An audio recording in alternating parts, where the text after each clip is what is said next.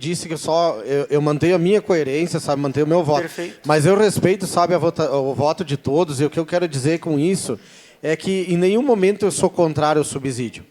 Eu não sou contrário porque entendo o que o subsídio hoje pode proporcionar.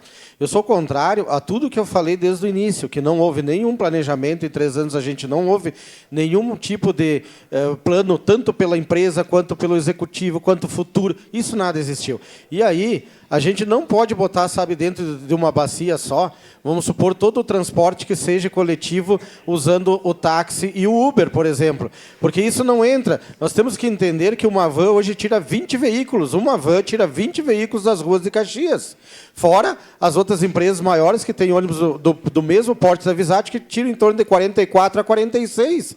Então, é neste sentido que eu entendo que nós poderíamos, sim, abrir os corredores de ônibus como Porto Alegre já abriu para esse transporte coletivo das vans. Mas obrigado, vereador. Não.